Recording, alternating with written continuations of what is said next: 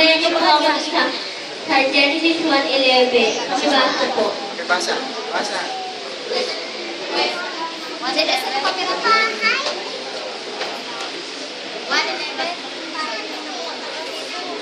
Sinabi ng Diyos, sibulan ng lupa ng damo, panamnim ng pagkabingi sa punong kahit namumunga ayon sa kanyang pagkakahoy, nagtaglay ang kanyang bini sa ibabaw ng lupa, dagagayon. Sabi, ibig sabihin po na nagkabingi nga po ang Takasan mo na. punong kahoy. Namunga nga po yun sa taglay ng sa ibabaw ng lupa. Tapos pakibasa rin po sa Genesis 2:9. Genesis 2:9.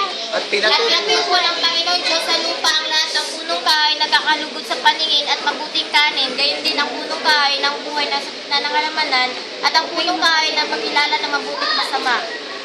Ibig sabihin po nun, nilikha nga po ng Diyos ang mga puno.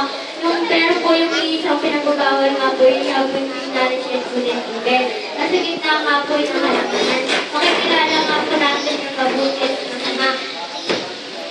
Tapos po dun sa Genesis 2:17. Ang basa po.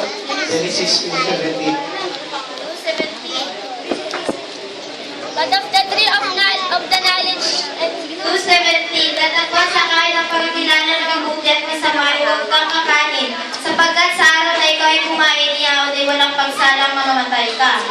Ibig sabihin po nun, di ba nga sabi ko kanina, may kilala nga tayo mabuti at masama. Pag kumain po tayo ng pinababawal ng Diyos yung knowledge and good and evil, wala nga po mamamatay. Tapos po nun sa Genesis 3:24, pakibasa po. ang ipa-4. Ano pa itinabuhay na Agupati kinaboy ang lalaki at inibigay sa silangan ng halamanan ng itin at ang kirubin at isang maliligas na tabak na umiikot upang ingatan ng daang pagtungo sa kahoy ng buhay. Ibig sabihin po nga, yung lalaki nga po nilagay nga po siya dun sa silangan ng halamanan ng itin. Meron nga po nag-iikot ang kirubin. Andyan na. Doon nga po nagkasala sila Eva. Salamat po. Sabihin po natin, praise the Lord. Praise